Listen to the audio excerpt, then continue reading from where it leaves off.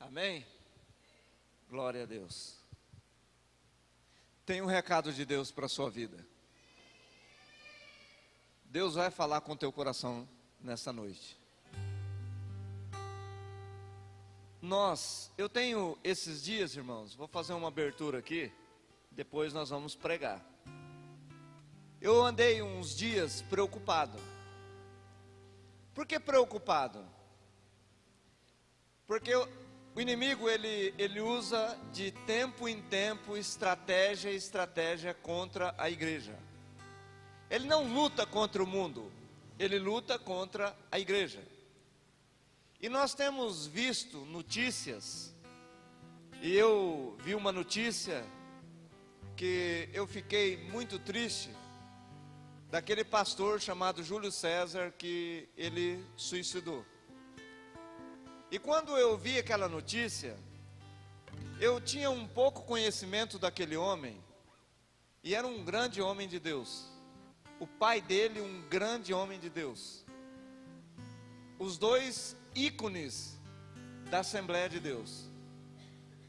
E o que me trouxe uma preocupação, é que eu comecei a notar também que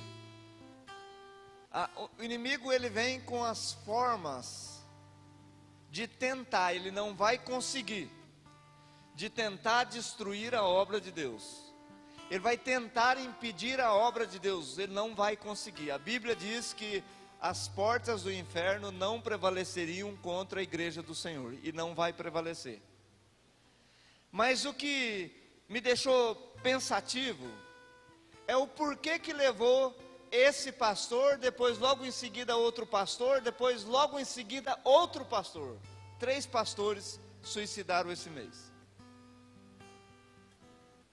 Ontem o pastor Piffer deu entrada no hospital lá em Umuarama com infarto.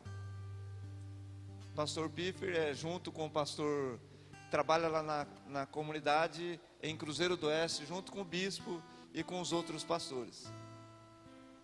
É que existe uma pressão, talvez você não esteja vendo isso, uma pressão das ovelhas em cima dos pastores, em cima da família dos pastores, e eu quero trazer uma palavra. Essa palavra veio do céu para a minha vida, ela já estava plantada no meu coração desde novembro, e Deus me abriu o entendimento para algumas coisas, porque é assim, irmãos. Nós exigimos muito dos outros, nós exigimos muito das pessoas, nós exigimos dos líderes, nós exigimos dos patrões, nós exigimos da esposa, nós exigimos do marido. É uma pressão constante todos os dias. Mas o homem, ele trabalha não com o coração, ele trabalha com o intelecto. E quando o homem trabalha com o intelecto, o final não é bom. Deus, quando ele vai falar com alguém, ele não vai falar com a mente, ele vai falar com o coração. Eu assisti uma reportagem esses dias, na realidade eu li uma reportagem esses dias, onde os cientistas descobriram, ou seja, eles estão tentando descobrir como funciona, porque dizem que o coração pensa. A Bíblia já dizia isso, porque o Senhor fala com o coração. Não é que o coração tem um cérebro, o coração tem um sentimento que ele permanece no coração, como se fosse algo mental que pensasse, que analisasse e que tirasse conclusões. Tem no coração. Então, quando Deus vai falar com a sua vida, Ele não vai falar à sua mente, Ele vai falar ao seu coração, para que suba a mente e para que ela produza o efeito a qual Deus desejou ser esperado. E o coração nosso, ele tem que dominar, é onde o nosso espírito domina. E aqui, quem domina é a alma. E o interessante é que nós sempre achamos que nós temos direito e sempre achamos que não merecemos passar por aquilo que estamos passando. E existe um grande contrassenso quando eu digo que eu não mereço aquilo que eu estou passando. Porque é assim, se eu vou orar, ou se eu penso que eu não mereço aquilo que eu estou passando, automaticamente, inconsciente, estou mandando uma mensagem para Cristo, que o que Ele passou, Ele merecia. É pesado, mas é assim. Quando eu digo assim, alguém me caluniou, Nino, e eu, naquela calúnia, vou desgostoso falar com Deus: Senhor, eu estou te servindo, eu sou servo do Senhor, e olha quem está se levantando contra a minha vida, eu não mereço isso. Cristo também não foi caluniado? Eu estou dizendo: Senhor, eu sou melhor que o teu filho, porque eu não mereço, ele mereceu. Irmãos, todo pensamento, palavra que nós falamos, ela tem os dois efeitos. Quando eu digo algo, tem o contrário também. E nós temos que ser razoáveis nos nossos pensamentos para poder entender. E nós vivemos uma geração imediatista. Se você fosse convidar Cristo para jantar na sua casa, o que você ia fazer para Ele?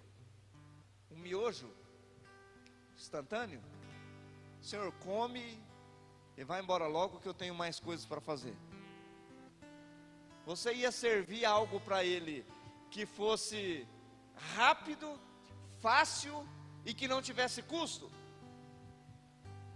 Pois é, nós temos que oferecer a Ele o melhor. E quando nós vamos fazer a célula, você que é líder de célula, que na última hora você pega o papel e fala: meu Deus, tem que estudar porque hoje tem célula. Você está dizendo para Deus: Senhor, é isso que o Senhor merece, o meu desprezo. Porque se Ele é o teu Deus, se Ele é o teu Senhor, você tem que oferecer a Ele o teu melhor. Tudo aquilo que você faz para Ele tem que ser feito o melhor. Mas nós não pensamos assim. Agora, por que eu não fiz o melhor? Eu quero que você pense comigo. Eu não fiz o melhor porque tinha outras coisas para fazer. Então as outras coisas que eu fiz são mais importantes do que as dele. Esse é o primeiro pensamento e a primeira atitude que nós fazemos. E sempre estamos mandando um recado para Deus. E Ele tem paciência, irmão. Ele tem muita paciência. Muita. E sabe qual uma delas?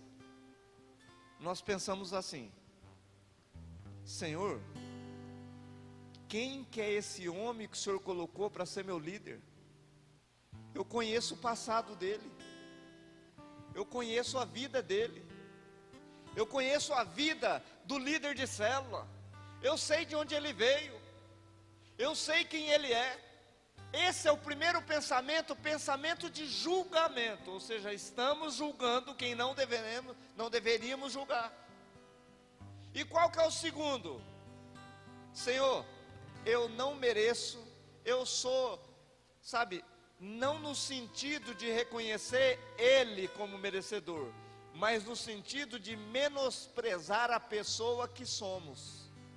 É diferente. É diferente você pensar: eu não mereço nada, porque eu não fiz e não faço nada. Ele merece tudo, porque foi Ele quem fez tudo. Agora tem um pensamento chamado autocomiseração. Eu não sou nada, não valho nada, eu não presto para nada, não dá nada certo, tudo que eu faço dá errado, não consigo fazer nada. Esse é o sentimento de comiseração. Ninguém olha para mim, ninguém gosta de mim, todo mundo que olha para mim olha com desprezo, quando eu preciso ninguém me ajuda. Esse é um sentimento contrário ao sentimento que nós falamos de sentimento de merecimento. Qual que é o meu merecimento? Qual que é o meu direito? O meu direito é não ter direito.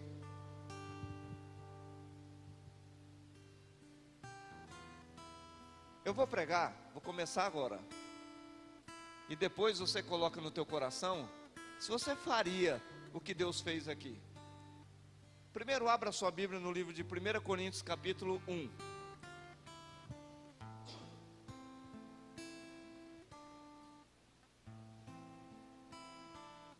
1 Coríntios capítulo 1, a partir do versículo 27.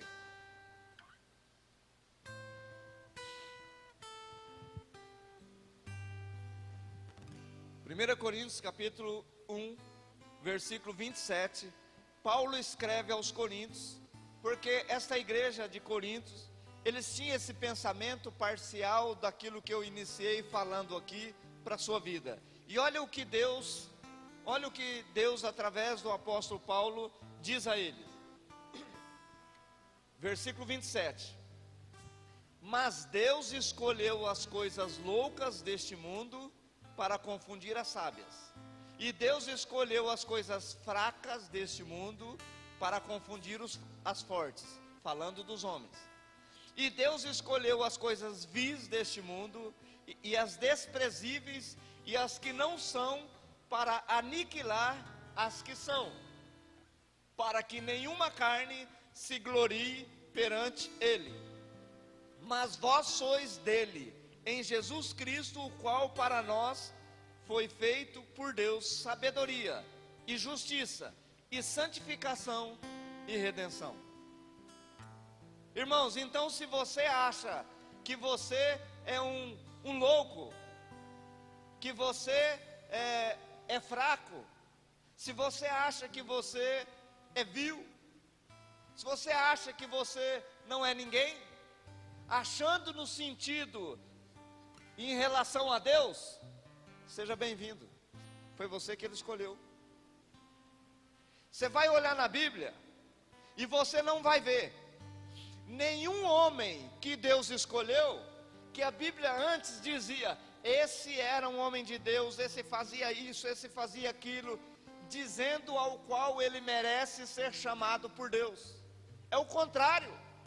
A Bíblia sempre vai dizer que Deus sempre chamou pessoas que o mundo nunca deu valor. Vou pegar aqui antes de entrar ali, Gideão, da tribo de Manassés, a tribo mais pobre de todas as tribos. Manassés teve ali uma família que foi o pai de Gideão. Gideão, o mais pobre da tribo. E Gideão, o mais fraco de todos os irmãos. E quem Deus chama? Gideão. Aí eu te pergunto, você chamaria Gideão? Eu não. Mas Deus chamou. Às vezes, Jefferson, nós olhamos para as pessoas e nós as conhecemos. Então o que nós fazemos? Ali não vai dar nada, porque eu conheço. Ali já faliu, ali já quebrou, ali está devendo para o banco, ali está enrolado, ali não vai dar em nada. Deus olha e fala assim, é ali que eu quero. É ali que eu quero. E nós então fazemos, um raciocínio, como se nós temos condições e sabedoria para ensinar a Deus. Abre lá em Eclesiastes capítulo 11. Vai lá em Eclesiastes. Eclesiastes depois de Salmos. Você vai ver Salmos, Provérbios, Eclesiastes. Eclesiastes capítulo 11, versículo 5.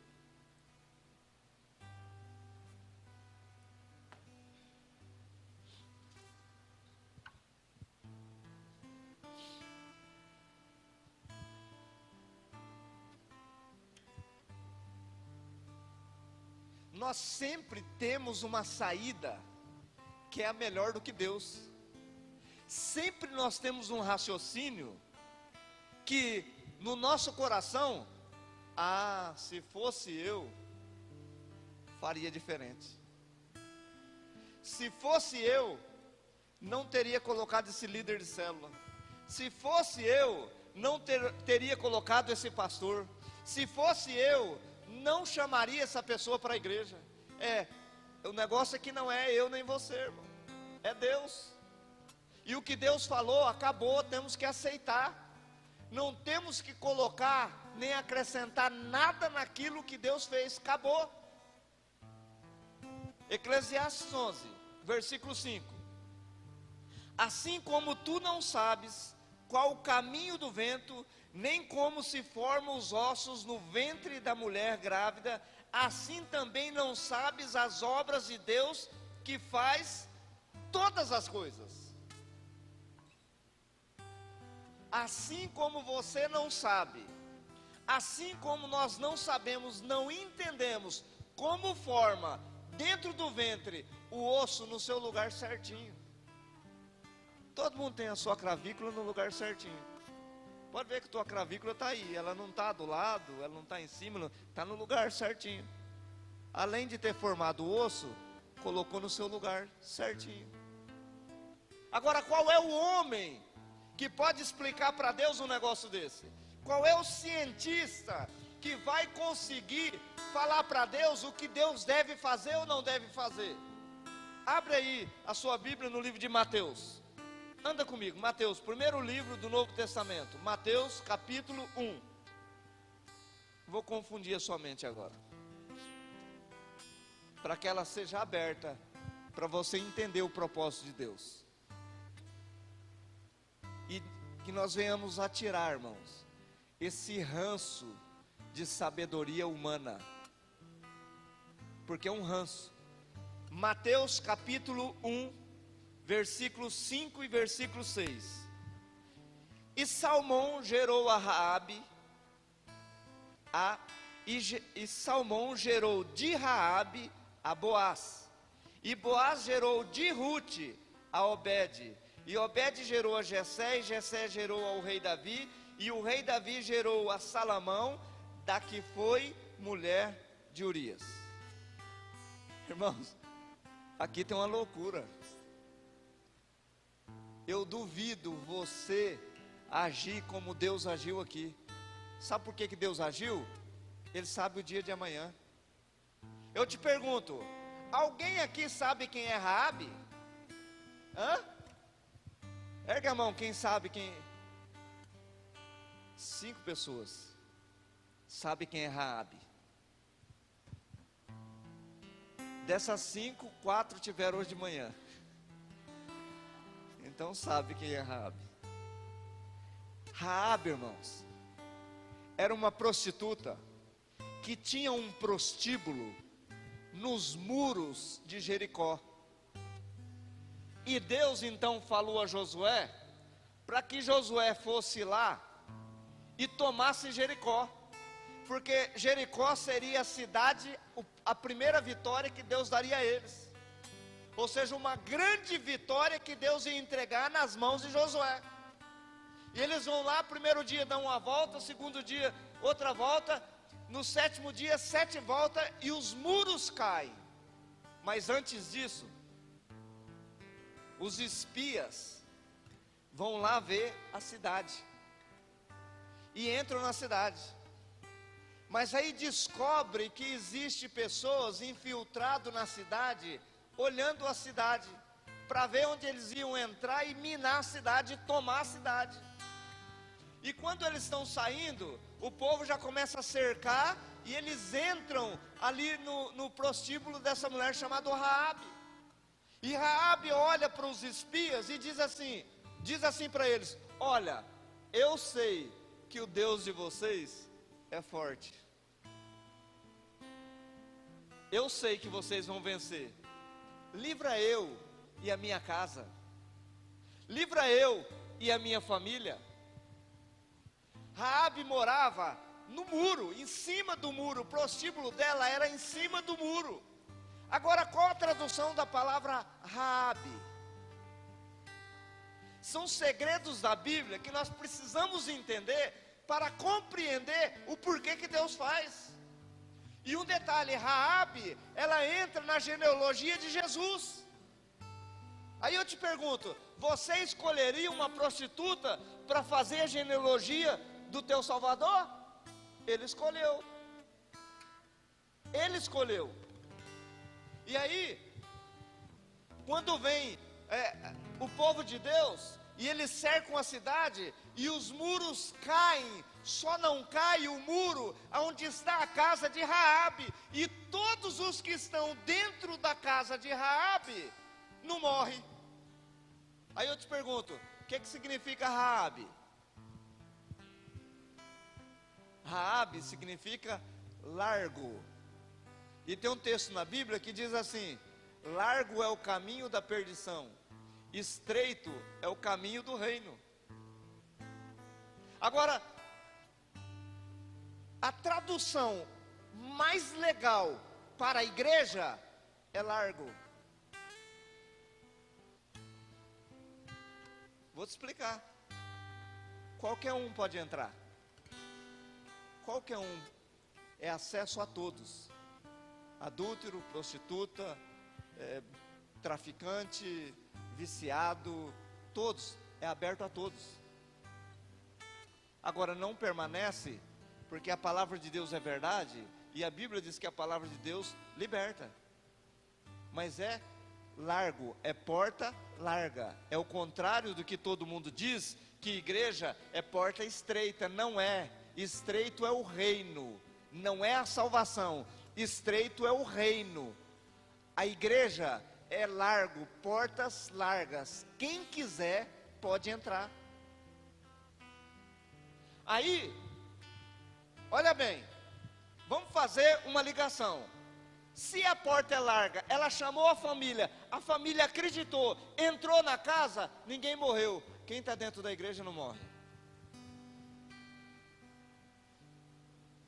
Quem está dentro da igreja, é claro, eles entraram na casa de Raabe, os parentes, porque acreditaram no que ela falou.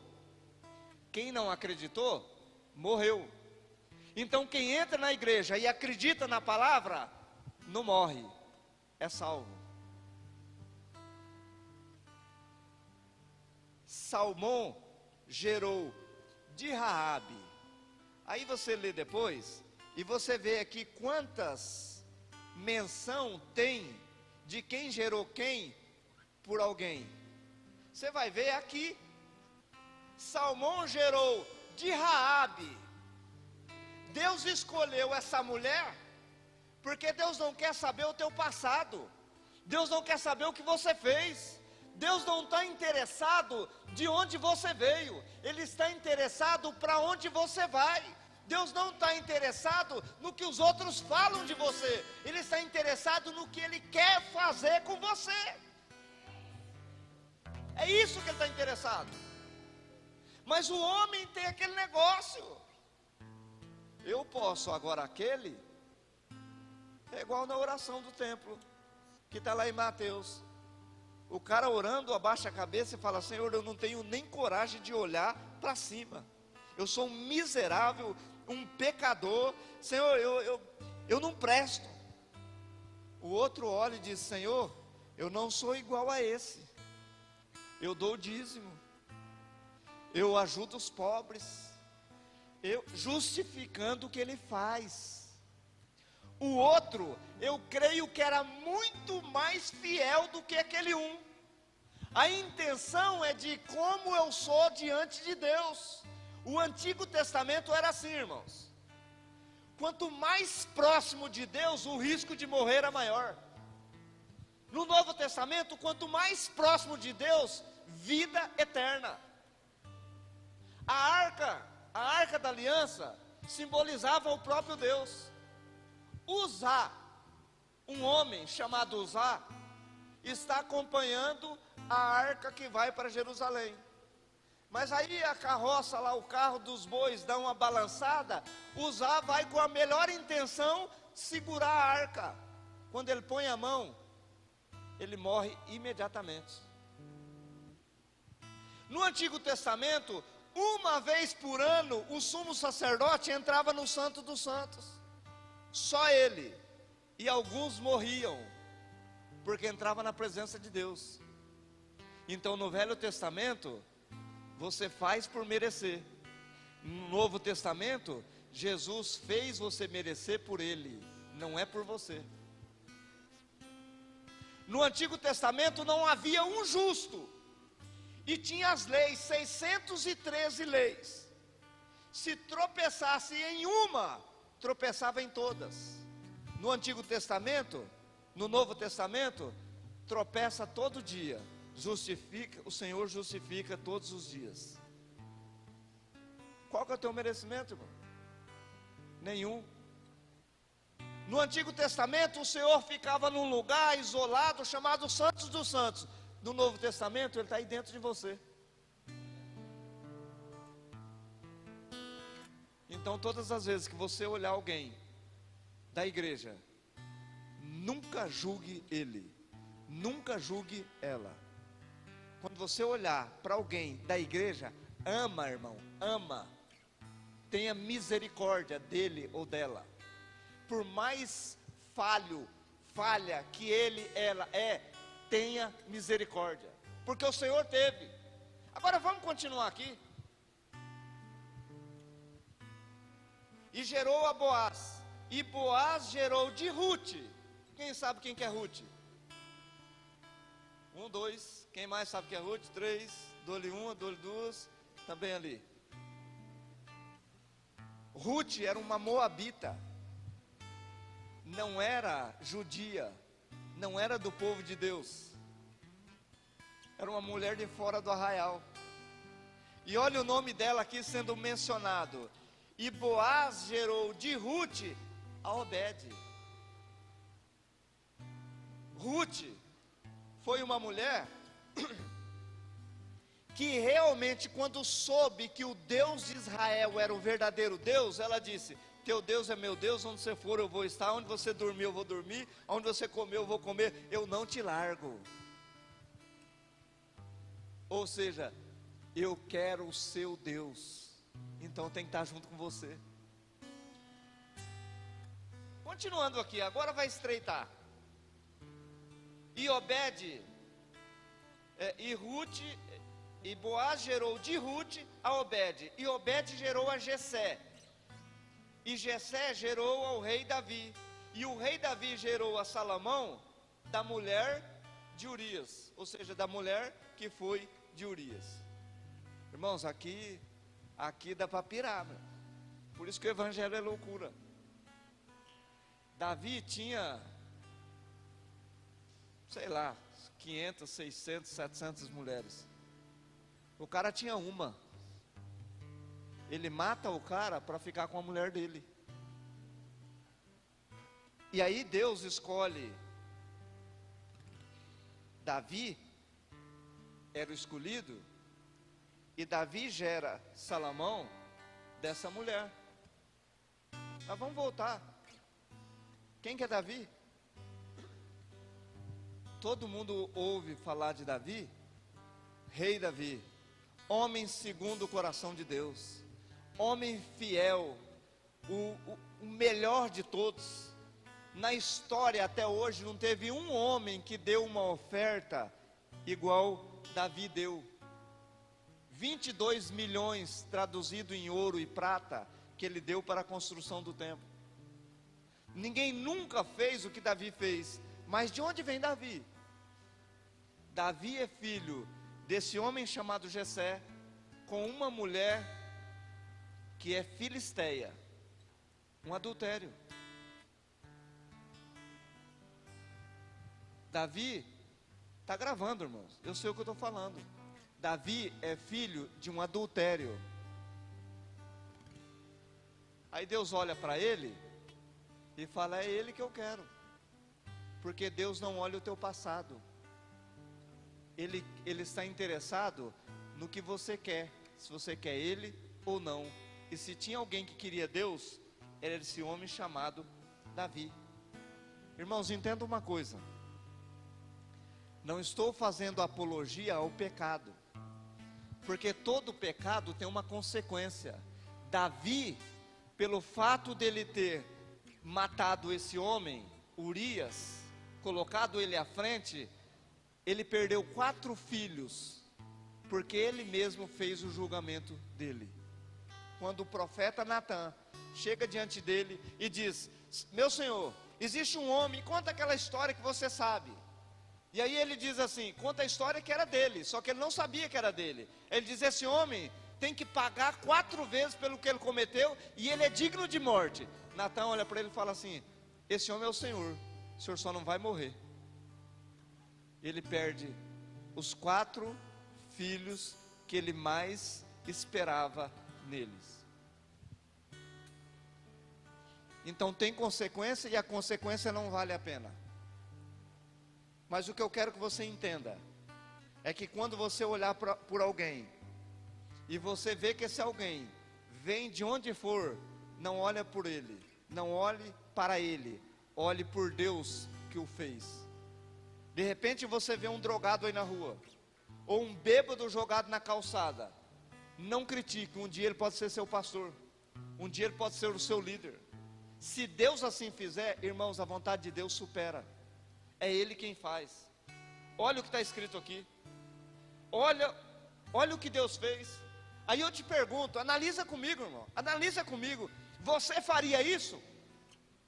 Se Deus desse para você, você vai escolher a genealogia do meu filho, você colocaria essas pessoas? Nunca.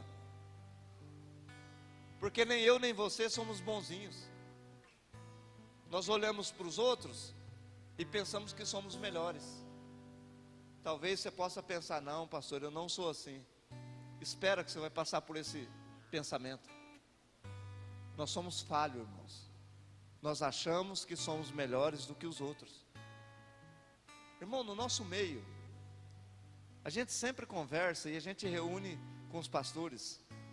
Quando a igreja de um começa a crescer, o número de membros, e o negócio começa a fazer aquele barulho, o outro olha e fala assim: o que será que esse cara está fazendo? Também deve estar indo qualquer tipo de pessoa lá, prega qualquer coisa, aceita qualquer um. Irmãos, é assim, irmão. Está em todo lugar impregnado o que? O intelecto do homem querendo ser melhor do que Deus. O intelecto do homem querendo ensinar a Deus. Agora, com isso, eu quero, abra Salmos 1. Porque a palavra de Deus, ela é recheada de segredos. E os segredos que existem na palavra de Deus, irmãos, é para a gente analisar e pensar o porquê que foi falado aquele verbo, o porquê que foi falado aquilo, naquele lugar, naquele momento. É isso que faz a diferença da revelação de Deus para a sua vida. Por que ele disse: e gerou de Raabe, e Salmão gerou de Raabe a Boaz. Ele está dizendo, o nome dessas mulheres estão escolhidos aqui. Agora, por que ele mencionou? E tem muitas outras mães que não estão aqui. Lê, continua lendo. Você vai ver que só é mencionado aquele um que o povo olhava e falava assim: não vai dar em nada. Deus faz questão de mencionar, porque Ele sabe, eu faço. Salmo 1.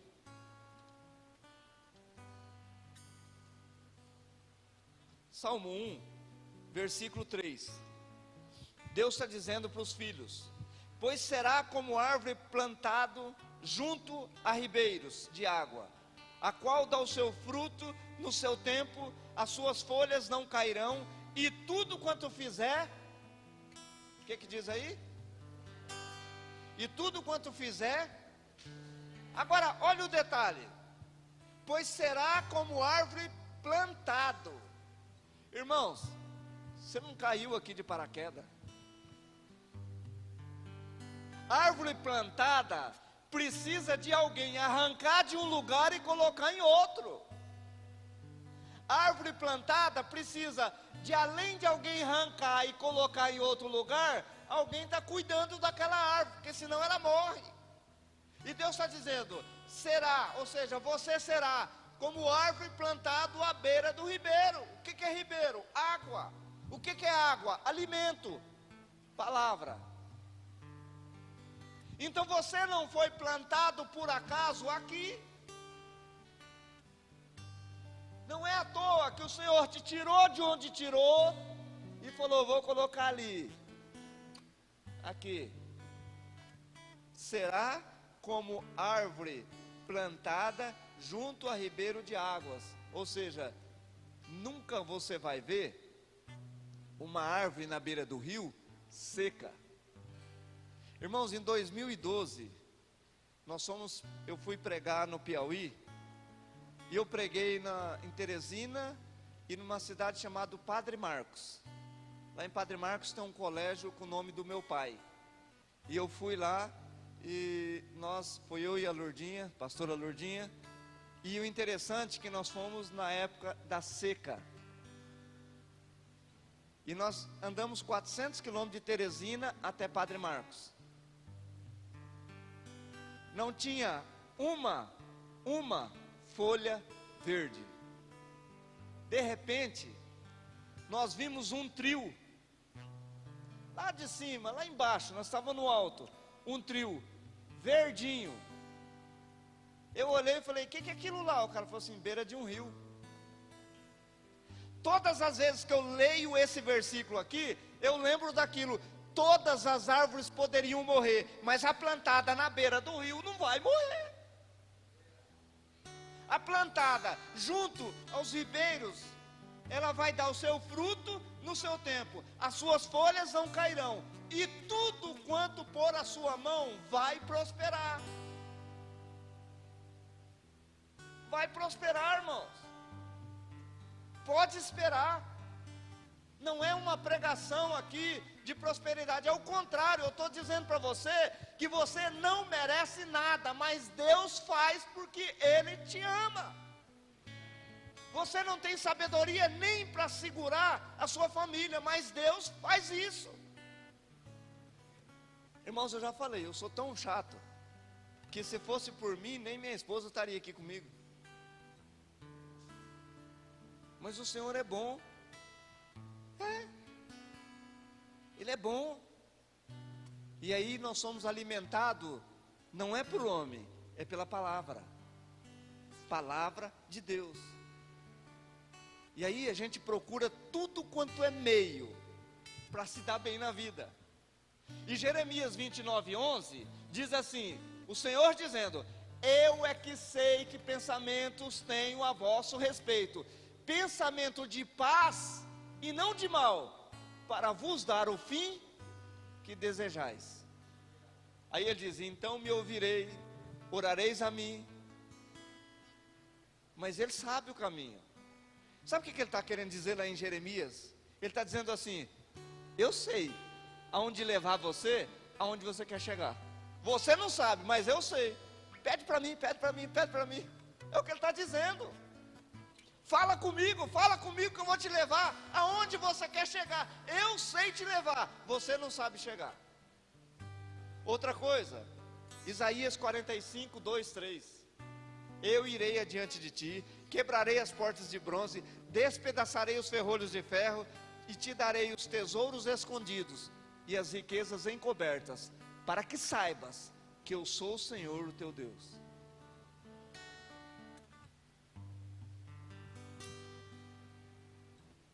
Então o Senhor, foi Ele quem te plantou, mas para plantar, precisa de um agricultor, né? Abre lá em João, Evangelho de João, capítulo 15.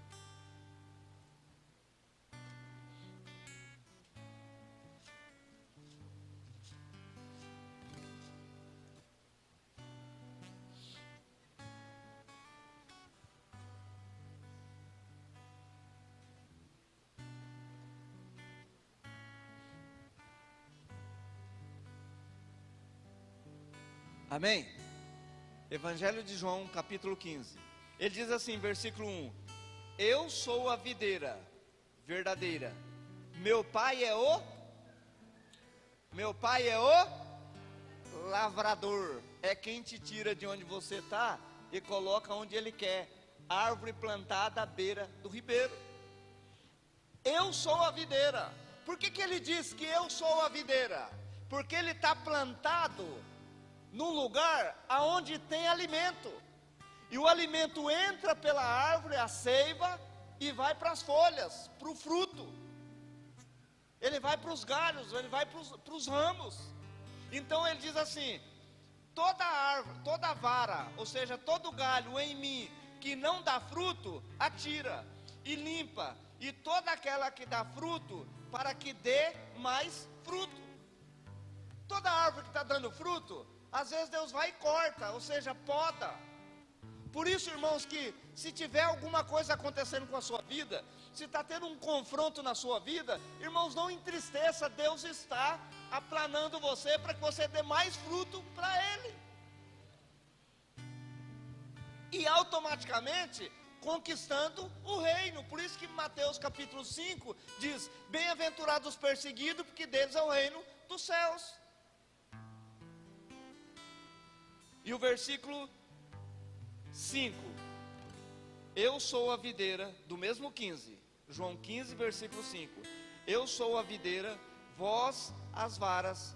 Quem está em mim e eu nele, esse dá muito fruto, porque sem mim, o que diz aí?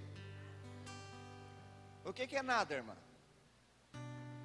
Mas tem alguma coisa que dá para tirar do nada? Mas tem gente que quer tirar. Ah, mas não é bem assim. Não é desse jeito. Não, está escrito aí, mas Deus não vai fazer isso. O problema nosso é que a gente analisa como homem, como eu disse no início, pela mente. Não, Deus não vai permitir que eu passe por isso. Irmãos, quando eu digo que Deus não vai permitir que eu passe por luta, ou quando eu olho para alguém que está passando por luta, e eu digo para ele, é o diabo que está na sua vida, eu estou dizendo que Deus não tem condições de cuidar da vida dele. Porque se eu sou filho, Deus não vai deixar com que o vizinho corrija o filho dele. Quem vai corrigir é ele. E se está passando por luta, é Deus corrigindo. É a vara de Deus corrigindo. Agora, por que Deus corrige? Para que dê fruto. Se você tem uma célula, ela seja melhor. Se você vai pregar o evangelho, você prega com alegria. Para um e para 1000, com a mesma alegria, com a mesma preparação, com a mesma vontade. Porque quem vai fazer todas as coisas? Ele. É Ele. Eu não tenho condições, nem você, irmão. Nós não temos condições. E para encerrar, Paulo era um perseguidor da igreja. Na realidade, os fariseus perseguiam a igreja. E quando as pessoas viam Paulo, todos tinham medo. Só que quando o Senhor vai a um lugar lá e diz, se eu não me engano, acho que é para Ananias: Ananias, vá à rua direita, lá tem um homem chamado Saulo, prega para ele. O senhor ficou doido? Ou será que o senhor não conhece esse homem? Esse homem persegue a igreja. Deus diz assim: vai lá, porque ele é um escolhido. Quem que pregaria para Paulo? Qual é o homem que ia atrás de Paulo falar do evangelho para Paulo? E Deus pega Paulo, que é um homem que perseguia a igreja, e faz dele um edificador da igreja, irmãos. Quem foi que escreveu as maiores cartas, ou seja, a maior quantidade de carta? Paulo. Agora, quem era Paulo? Talvez do teu lado tem um Paulo. Às vezes do teu lado tem um Paulo. Que você olha para esse Paulo do lado e fala: meu Deus, podia sentar em outro lugar, todo lado desse. Às vezes é ele, uma Paula, um Paulo, uma Paula, está do seu lado. Mas aí eu olho e falo: aqui não vai dar em nada, porque aqui não presta. Não presta porque eu olho não com os meus olhos espirituais, com os meus olhos carnais, porque ninguém queria Paulo. Irmãos, eu imagino que quando você começou a ouvir a palavra de Deus, eu tenho certeza, não foi só comigo, as pessoas devem ter dito para você: está escondendo atrás de uma igreja? Está escondendo atrás de uma religião? Eu te conheço, eu sei de onde você é. Agora você está indo atrás desses crentes? É assim que vão falar, irmãos. Falaram para mim, vão falar para você. Já falaram para você. Perca seu tempo não, irmãos. Não perca seu tempo não, eles vão tomar teu dinheiro, vão te enganar, eles não conhecem nada, não sabem nada. E realmente eles têm razão. Nós não sabemos nada, mas temos quem sabe. Temos quem sabe. E quem sabe, sabe. Quem sabe, sabe. Fique em pé. Eu não sei, irmão, irmã, eu não sei como você tem levado a sua vida, mas olha, leva com o coração. Deixa o Espírito de Deus falar ao seu coração. Tudo que você tem é do Senhor. Tudo que você é para o Senhor. Tudo que você faz, faça para o Senhor. Então faça o melhor, seja o melhor e tenha o melhor. Viva o melhor.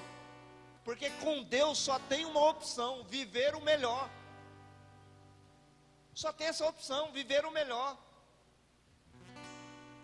Não se lamente. Não se jogue para baixo. Nunca baixe a cabeça. Erga para você ver o teu Senhor. E continue no teu coração: eu não mereço, mas Ele me fez merecedor. Eu não sou justo, mas Ele me justificou.